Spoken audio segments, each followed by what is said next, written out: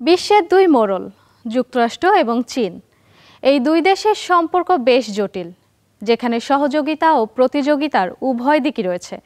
উভয় দেশই একে অপরের জন্য গুরুত্বপূর্ণ বাণিজ্যিক অংশীদার, আবার কিছু ক্ষেত্রে তারা প্রতিযোগিতাও বটে। একসময় অনেক মার্কিন বিশ্বাস করতেন চীন যদি যুক্তরাষ্ট্রের তৈরি করা বৈশ্বিক বাণিজ্য ব্যবস্থায় অংশ নেয়, তাহলে ধীরে ধীরে তারা যুক্তরাষ্ট্রের মতোই হয়ে যাবে। অর্থাৎ ব্যবসায় উদ্যোগ, ভোগবাদের সংস্কৃতি এবং বৈশ্বিক বাজারে সংযুক্ত হওয়া, অনেক ইস্যুতে যুক্তরাষ্ট্রের পদাঙ্ক অনুসরণ করছে চীন। এর ফলে চীন হয়ে উঠছে এক বিশাল শিল্পশক্তি। বিজ্ঞান ও প্রযুক্তিতে চীন এখন অনেক উন্নত, আর হুয়াওয়ে, লেনোভো, আলিবাবার মতো চীনা প্রতিষ্ঠান এখন বিশ্বজুড়ে পরিচিত ব্র্যান্ড। এটা এখন স্পষ্ট যে বিশ্বব্যাপী প্রভাব বাড়াতে চাইছে চীন। মূল লক্ষ্য পরাশক্তি হিসেবে বিশ্বকে নেতৃত্ব দেয়া, আর এটা করতে আমেরিকাকে সরিয়ে সেই জায়গা দখল করতে চাইছে চীন। আর এটাও সত্যি যে যুক্তরাষ্ট্র ধীরে ধীরে বিশ্ব নেতৃত্ব থেকে লক্ষ্যভ্রষ্ট হয়ে যাচ্ছে, আর এতে মূল ভূমিকা রাখছে প্রেসিডেন্ট ডোনাল্ড ট্রাম্প এবং তার আমেরিকা ফার্স্ট নীতি। আমেরিকার এই পিছু হটার ধারা একসময় স্থায়ী হয়ে যেতে পারে। অন্যদিকে যদি চীনের কমিউনিস্ট পার্টি সিপিসি তাদের লক্ষ্য পূরণ করতে পারে, তাহলে বিশ্বের নতুন নেতৃত্বের ভূমিকায় আসবে চীন। বিশ্বের দ্বিতীয় বৃহত্তম সামরিক বাজেট চীনের। দেশটির রয়েছে বিশ্বের বৃহত্তম সেনাবাহিনী, তৃতীয় বৃহত্তম বিমান বাহিনী এবং ৩০০টি রণতরী ও ৬০টিরও বেশি সাবমেরিনে সজ্জিত শক্তিশালী নৌবাহিনী। এই সব কিছুই এখন হালনাগাদ ও আধুনিকায়ন করা হচ্ছে। গত ১-২ দশকে আমেরিকার সমর শক্তিতে যেভাবে নবায়ন করেছে, তার দিকে লক্ষ্য রেখেই চীনও তাদের আধুনিকায়ন কার্যক্রম চালাচ্ছে। তবে চীনের নীতি খুব স্পষ্ট, তারা কখনো চাপের কাছে নতজানু হয় না।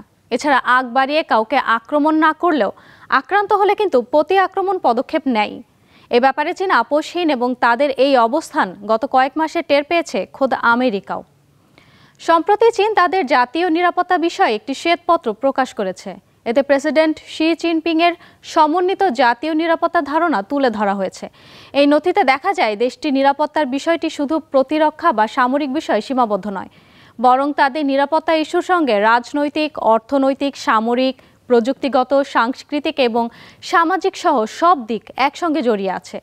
শ্বেতপত্রতে চীন বলছে তাদের জাতীয় নিরাপত্তার মূল ভিত্তি হলো রাজনৈতিক নিরাপত্তা, অর্থাৎ সিপিসির নেতৃত্বই তাদের নিরাপত্তার মূল ভিত্তি। এই নেতৃত্বই চীনকে একটি অস্থির বিশ্বে স্থিতিশীলতার কেন্দ্র হিসেবে গড়ে তুলতে পারে। এদিকে দ্বিতীয়বার ট্রাম্প ক্ষমতায় আসার পর তার প্রশাসন বিভিন্ন সংস্কৃতি ও মানুষের সঙ্গে সম্পর্ক ধরে রাখার কূটনীতি কমিয়ে দিয়েছে এবং দরিদ্র দেশগুলোতে সাহায্য অনেকটা কমিয়ে দিয়েছে। অথচ যুদ্ধ বিধ্বস্ত এই বিশ্বে আমেরিকার প্রভাব বিস্তারে এইগুলো কিন্তু খুবই গুরুত্বপূর্ণ ছিল, আর এই সুযোগটি কাজে লাগাচ্ছে চীন। দেশটি এখন নিজেকে আঞ্চলিক ও বৈশ্বিক বিষয়ে নির্ভরযোগ্য একটি শক্তিশালী ও স্থিতিশীল রাষ্ট্র হিসেবে উপস্থাপন করছে। চীনের এখন বহুপক্ষীয় সহযোগিতার পক্ষের শক্তি, গরিব দেশগুলোর পক্ষে বিনিয়োগকারী ও রক্ষক এবং শান্তি প্রত্যাশী দেশ হিসেবে নিজেকে তুলে ধরতে চাচ্ছে। ইতিমধ্যে এশিয়ার ৯টি দেশের সঙ্গে সহযোগিতাপূর্ণ প্রতিবেশী চুক্তি স্বাক্ষর করেছে চীন। এই ভাবমূর্তি তারা তৈরি করছে। এছাড়া তারা আঞ্চলিক নিরাপত্তা সহযোগিতাও বাড়ানোর উদ্যোগ নিচ্ছে। যদিও বিশেষজ্ঞরা বলছেন আমেরিকার কূটনৈতিক শক্তি এখনও চীনের চেয়ে বেশি, কিন্তু চীনও নিজের একক লক্ষ্যের দিকে এগিয়ে যাচ্ছে। এই কারণেই আজকে আমেরিকার মতো পরাশক্তির সামনে চীন বড় মাথা ব্যথার কারণ হয়ে দেখা দিয়েছে। এদিকে চীনের ইস্যুতে ইউরোপে ঐক্যবদ্ধ কোনো অবস্থান এখন আর নেই। এক এক দেশের দৃষ্টিভঙ্গি এক এক রকম। আমেরিকা চীনকে যতটা হুমকি হিসেবে দেখছে, যতটা প্রতিদ্বন্দ্বী ভাবছে, ইউরোপের অনেক দেশ সেভাবে দেখছে না, ভাবছেও না। চীনকে দেখে নিতে আমেরিকার যতটা একরোখা, ইউরোপ বহু দেশ তা নয়। ইউরোপের শিল্পোন্নত কয়েকটি দেশের সঙ্গে, বিশেষ করে জার্মানি এবং ইতালির সঙ্গে চীনের বাণিজ্যিক সম্পর্ক বছরে বছরে বাড়ছে।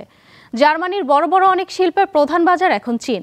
গত 10 বছর ধরে চীন আলাদাভাবে ইউরোপের বেশ কয়েকটি দেশের সঙ্গে ঘনিষ্ঠ সম্পর্ক তৈরি করেছে। একসময় চীন যুক্তরাষ্ট্রের মডেল অনুসরণ করে শিল্প খাত গড়ে তোলে এবং পশ্চিমা বিশ্বকে ধরতে চেয়েছিল। আজ বরং যুক্তরাষ্ট্রই পিছিয়ে পড়ার ভয় করছে।